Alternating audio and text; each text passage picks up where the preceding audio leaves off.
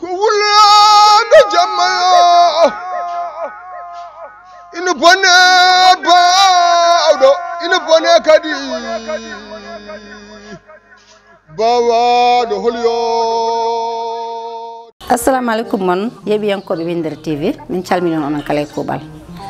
Hande en gartiɗo e émission meɗen Wulago Jamma. Wulago Jamma accittake e goto ina waɗan on ɗum Dieynaba Samba Dar Sala Dieyni debbo mo Seeno Busoɓe. Hande noon gaddanɗen bandiraɓe e koto fayato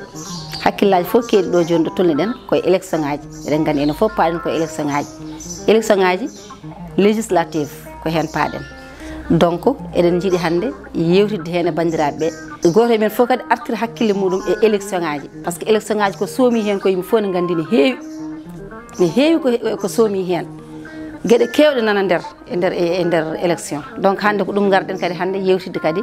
e yeɓiyankoɓe Winder TV. Ko ardi fof eɗen mbiya bandiraɓe yo gartir hakkillaji mumen no fewi ganda kadi ɗum ɗo ko hendu tan yahoru koko ɓennata wasa yimɓe mbasa waddude hen ko ganduɗa ene soofi janggo e jaam jindira walla joddo donc jogadade relation moƴƴo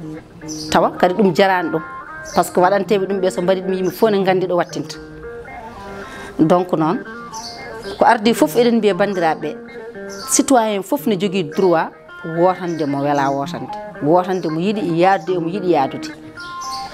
En jii hande élection ngaji ɗi firnaji kewɗi nan nder hen nder galleji he a yiyata galle goto tawa parti ji kewɗi nana hen tawa jomumen ngala hay probléme goto par ce que ne gandi ko politique goto fof ne jogui droit yaadude mo yiiɗi. Mais en waɗi hande kadi aussi galleji nan ɗo hakkude mumen koko boni ha ganduɗa hay goto anda to fayi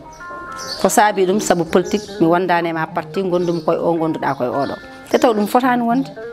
Min somi wonde o an a wonde goɗɗo an joni aɗa foti wawde wonde wadde mi convaincre kolla kam an holko jarirɗa e oɗo ko minne kadi somi yeehi ha ko kalɗa ko mi andi c'est logique minne mi yaaha mi yaada e ma ko ɗum woni politique. Kalna kam ko jaruɗa e o walla ko dewruɗa e o min somi ƴeewi hami andi ko oɗo haali ko vraiment ko gonga donc min mboɗo wawi ruttida yaadude e leader makko. Politique ko noon foti waade yimɓe gossodira hakkillaji goto foof haala miijo mum haala ɗum mais taw wona haareji taw wona taƴodiral enɗemagal taw wona foof te eɗen gandi enen politique meɗen hande ko ɗum ɗon tan woni ɗo te tawa ɗum jarani. So ɗum ɓenni kadi aussi organisation élection ngaji yimɓe jii hande leader arat e wuuro tawa wonɓe e nder wuuro he wona leader mumen mais hayso tawi wonde leader ne ara e nder wuuro an a wondani e on mais woppo ara so ari saɗa wawi bismomo sa wawa woppuɗon yaaduɓe makko ɓe kam bismomo saabu janggo e jaam ko Allah tan andi gonowo. So tawi jomum janggo e jaam wone laamu tawa an wonko mbaɗɗa ɗo ko ganduɗa ne wawi bonnande wuuro ma foof te wuuro so fewi fewani ko enen foof hay sen gondani e parti so wuuro fewi fewani ko enen foof. Donc noon on banggue kadi yo yimɓe mbattu hakkillaji leader are wuuro werle kaaƴe walla wulle tawa janggo e jaam wonko wonata ene wawi bonnude ko heewi ne wawi bonnude ko heewi e nder wuuro he yo yimɓe ndento on banggue. So ɗum ɓenni organisation kadi ha hande ko hen gonɗen par exemple sonorisation joni so yonti noddaɗo yo ar waɗa animé o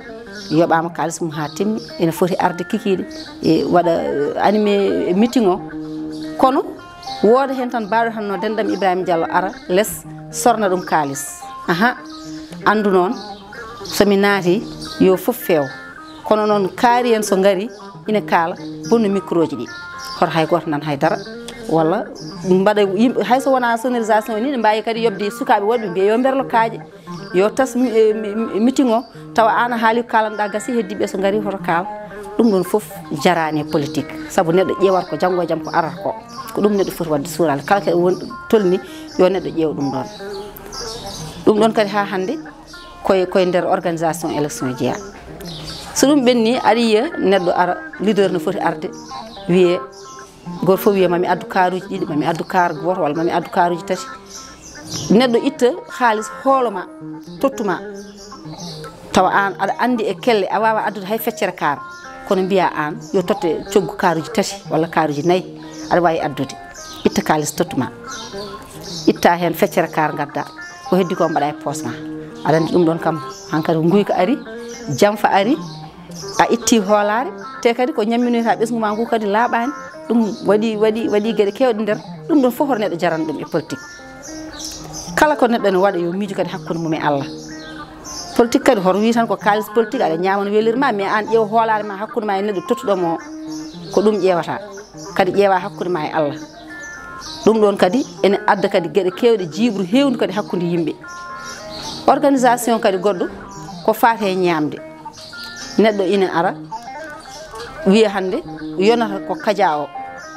leader no foti arde wuuro wiye hande ko ñamdu ndu ko 300 000 foti yonde taw an andi tigi ko 300 000 foti yonde mais mbiya waaji o yo addu 750 000 walla yo addu 500 000 aɗa andi ɗum ɗo kadi nanni jamfa nanni guyka mbiya tan ko kalis politique somi welama mi ñaama walla somi welama mi ñammina hen ɓesgam te tawa an ko ñamminta ɓesgu ma ko laaɓani donc ɗum ɗon foof yo yimɓe ndento aɗa yiyani hande leader ne ara e wuuro haalis kewɗe yaltine yo yimɓe totti organisation machallah pewna ha fewa mais so ñamdu ndu yonti tawa jiyata haydara heddo goto fof ne fimla hoto ko ñamate ko woni hoto ko ñamata tawa totta ɓe mbaɗi posuji mumen mbaɗira no foti waɗirde so yeehi ha gasi pecca e nder koye mumen te aɗa ɗum ɗon nanni guyka ɗum ɗon foof koye nder ɗum ɗo élection ngaji jeeya yo yimɓe gartir hakkillaji mumen mbatta hakkillaji mumen no fewi no ganda ɗum ɗo ko hendu tan yahoru te kadi yimɓeɓe sina goota kadi hay goto forsaka yo wotanmo ɗum ɗo goto foof ne jogui droit wotante mo yiiɗi mais kadi yo yimɓeɓe mbatta hakkillaji gotana fotɓe wotanede par ce que eɓe mbiya les hommes qu'il faut à la place qu'il faut hande assemblée yimɓe jii affaire uji kewɗi nan toon ko ganduɗa hay sens goto ala ñalloɓe ɗanade toon guila subaka ha hiira taw gandani ko kewi gandani ko yahate te machallah gueɗe mumen fof nana degla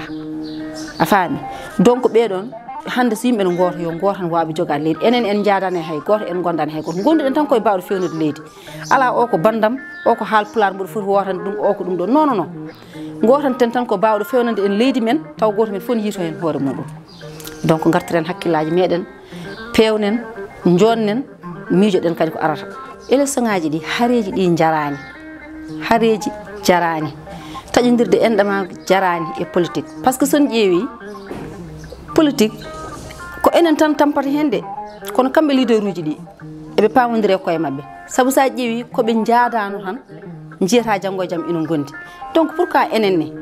wotonoɓeɓe en mbawa wonde neɗɗo goto mbasen habde par ce que en jii ko wonno ɗo goto fof nan fawi hen guite muɗum Macky Sall wonno koye PDS te yimɓe fof jii machallah gonangal makko sonno wano mais ɗo wattanɗo ƴewto wattini ɓe ceertu o waɗi parti makko banggue Allah rokkimo laamu et pourtant ngol ɗo nde élection ngaji jonti PDS jaggani ko wonɓe ɗo hande ɓe donc e goɗɗum yeruji ne mbayno leydi e politique ko enen foof en jii ko wonno ɗo hennene on jii temps élection ngaji ɓennuɗi ɗiɗo henne yimɓe fof jii PDS jaggani ko Pastef jaggani ko wonɓe ɗo hande ɓe nanggani ha Allah waɗi laami et pourtant ɗiɗo élection ngaji payaɗi kamɓe PDS e ɓena jaggani kadi Macky e ɓena payi parti APR oɗon gandi ɗiɗon affaire ji fof yimɓe ne jii ɗum enen eɗen kaɓa e koye men mais pourquoi fotani wonde noɓe mbaɗata kamɓe ni mbaɗen noon par ce que kamɓe e koye mabɓe on jii goto maɓɓe fof yadata komo wawi yadude yadata kadi ko omo yiiɗi yadude donc noon kamɓe e koye mabɓe ɓe jiɗɗen joƴƴinde ɗo ɓe lurodirani donc enen en potani lurodirde e koye meɗen gartiren hakkillaji meɗen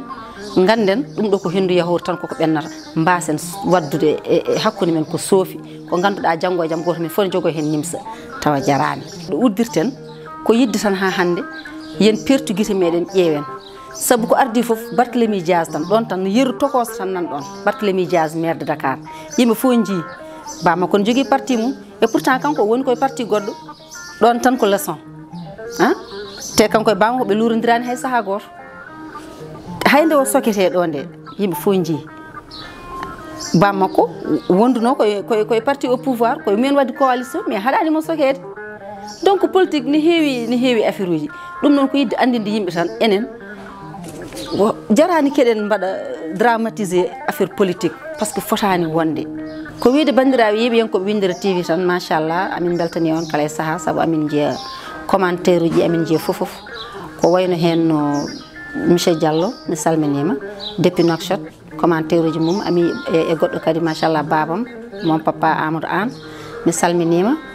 e dendagal bandiraɓe kala waɗoɓe hen participé min calmini ɗumen min juurima ɗumen kadi amin mbiya ha hande yon jokku tan wadde like wadde partagé Windere TV wona minen ko onon ha yesso ko lawol